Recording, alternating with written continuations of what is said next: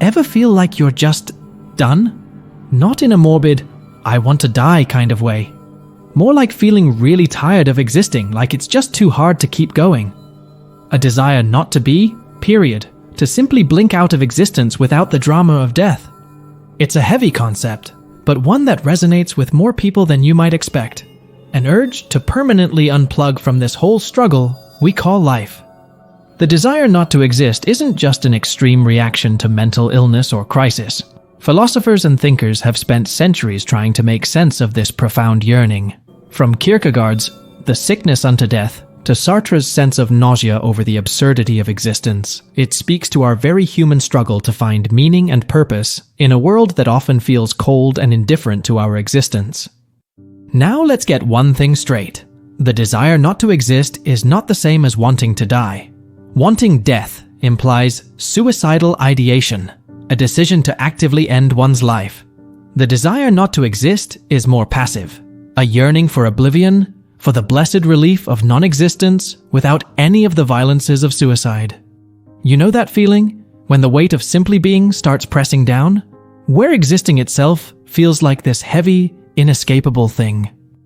It can sneak up in the most mundane moments, making small talk at a family gathering, scrolling through social media feeds, or just laying awake with your thoughts swirling. Suddenly, the very act of consciousness begins feeling utterly exhausting, like you're trapped in your own mind. A prisoner to the endless inner monologue. Your sense of self starts feeling like this scratchy, ill-fitting sweater that you just want to tear off and be free of. The world feels overstimulating. The obligations and performative existence demanded just too much. That's when the fantasy can start creeping in. What would it feel like to let go completely and just not exist anymore? To have silence, stillness, extinction from the self, an escape from the existential noise. A strange solace in imagining that oblivion. Maybe it stems from a rough patch, grief, heartbreak, stresses piling up, or maybe it's just the inherent tiring nature of continually being, always having to act a certain way, keep up appearances, and deal with non-stop thinking. An introvert's feeling down after too much peopling. In those moments, you might find yourself dreaming of dissolution, just fading out of your body, your mind, dispersing back into the peaceful potential of non-being. Detaching from the fundamental I am and all its heaviness. So why would anyone want to not exist? For some, it represents an escape from the relentless cycle of pain, loss, and disappointment that feels inescapably woven into the fabric of human existence. When you've plumbed the depths of rock bottom, the idea of not existing can seem better than dealing with more emotional pain. But the desire not to exist goes beyond just running from suffering. It's a deeper, more primordial longing to erase not just the pain, but every single trace and imprint you've left on this world. An erasure so total and absolute, it's as if you never existed at all. No lingering memories, no consequences or achievements to your name, just the void of non-being. See, to simply die still leaves a ghost of your presence behind. People remember you, your actions still reverberate through the world. However, not existing means everything about you is gone, like a tidal wave erasing any trace of your existence. It's an intense implications, yet the desire can often be fleeting, a quick escape that pops up when life gets too hard to handle. A loved one passes, a relationship crumbles, the stresses and demands just pile endlessly higher, until the prospect of gently drifting away into non-existence starts to feel oddly peaceful by comparison. But it goes beyond just running from anguish. There's an existential itch that non-existence scratches, a way to resolve the maddening search for significance when you've looked everywhere and come up empty-handed. If life feels like a meaningless parade of going through the motions, not existing anymore can feel like the ultimate opt-out. Søren Kierkegaard viewed the desire for non-existence as a rejection of one's very selfhood or identity. It arises from trying to escape the fundamental paradox at the core of human consciousness. This paradox is that we have unlimited potential as free beings, yet are constrained by the limits of our current reality. For Kierkegaard, this desire stems from being paralyzed by the gap between who we could potentially become and who we currently are. When crushed by this divide between the hypothetical and actual self, oblivion starts to feel like an attractive way out. Non-existence becomes a tempting escape hatch from having to grapple with and reconcile this existential struggle between possibility and actuality. However, Kierkegaard pointed out that the desire for utter nothingness is inherently irrational and self-contradictory. Deciding to stop existing means going against the ability to decide and be aware, which allows that desire to exist. It's the self turning against its own condition of being, a spiritual rebellion against existence itself. And why can this desire feel so utterly overwhelming and all-consuming at times? Because it speaks to our core existential anxieties about whether we are living fully authentic and actualized lives true to our limitless inner potentials. When the chasm between our ideals and our reality grows intolerably wide, the idea of just opting out completely and returning to the void can start to perversely make sense. It shows that the person is deeply upset, wanting to reconnect with their most important beliefs and purposes. Ultimately, the desire for non-existence is a longing for absolute oblivion. It seeks to blot out not just our external reality, but our entire individual existence and identity from the fabric of being itself. It's not just wanting to die, but actively wanting to cease to exist entirely. It's a rebellion against existence and selfhood on a deeper level. Despite its darkness, it may serve as a wake-up call for us to renegotiate and reclaim an authentic path when we've lost our way. Through Nietzsche's lens, the desire for non-existence reveals a profound crisis of meaning and value. In his view, it is a symptom of the nihilism corroding the foundations of modern civilization. As society progresses beyond traditional belief systems, such as religion and moral codes, we find ourselves adrift, grappling with unsettling questions. Why exist at all? What justifies the struggle of living if existence itself has no higher purpose or redeeming significance? For Nietzsche, when one stares too long into this abyss of meaninglessness, the idea of just choosing not to exist anymore can start to make sense. If there are no values to uphold, no ideals to strive towards, what remains but the escape of oblivion? The wish for non-existence becomes a nihilistic temptation, a way to avoid the difficult task of creating meaning for oneself. However, Nietzsche viewed it as a spiritual crisis.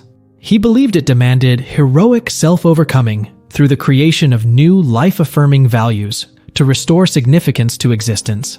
For many people, thinking about never existing at all can actually provide a strange kind of comfort. Imagining a world completely without you in it helps put all the struggles of life into perspective. If things had gone even a tiny bit differently, you wouldn't be here at all. So why get so worried and upset over problems that don't really matter in the grand scheme of things? Fantasizing about non-existence allows you to detach and see how insignificant many of the things we stress over truly are.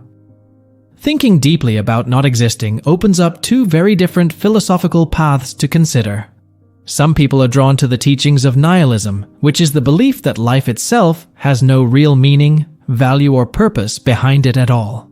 Nihilists believe that we are just temporary blips without any deeper meaning in an uncaring universe.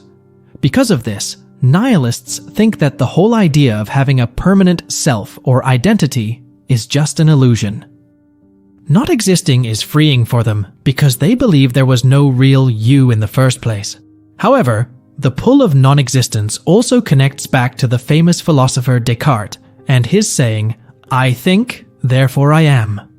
No matter how much we may doubt what reality truly is, the one thing we can't deny is our own inner experience of being a thinking, conscious being in this moment. Most people feel their existence and identity as something real and core to who they are, despite not understanding all the mysteries around it. The fact that we can even desire not to exist proves there is an I making that choice. While the existential philosophers provide a rich conceptual framing, the desire for non-existence is not merely an abstract thought experiment. It represents a very real and visceral experience for many individuals struggling with the weights of existence. Psychological researchers have worked to better understand the underlying mental states, dissociations, and existential tensions that can manifest as this profound metaphysical yearning. Where philosophers theorize about the desire's deeper meanings and implications, psychology analyzes it through the lens of mental health. It scrutinizes how and why the urge emerges from conditions like depersonalization, emotional distress, feelings of insignificance, and crises of identity or purpose. By looking at the real effects and reasons behind it, clinical views aim to destigmatize the desire and suggest ways to help. Do you know that desire some people get to straight up not exist anymore?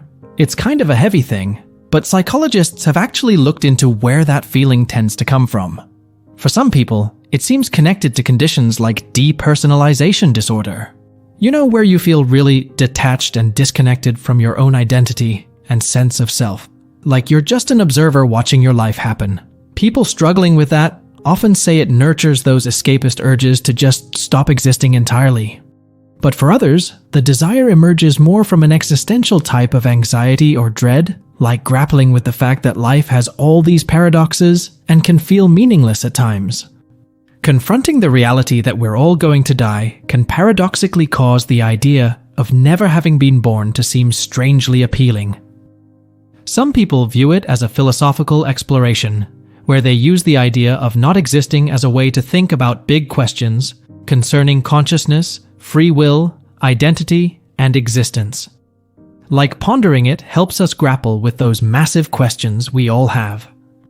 Psychoanalysts link this desire for non-existence to feelings of cosmic insignificance, the deep sense that one's existence lacks meaning or value in the larger context. Looking at it from the angle of cosmic insignificance, the thought of complete oblivion, never having existed at all, begins to strangely appeal as a way to escape from the persistent existential crisis. Overall, most psychologists view the desire for non-existence not as an inherent disorder or illness in itself. Instead, they see it as a phenomenon that requires understanding within the wider contexts of human experience and existential questioning.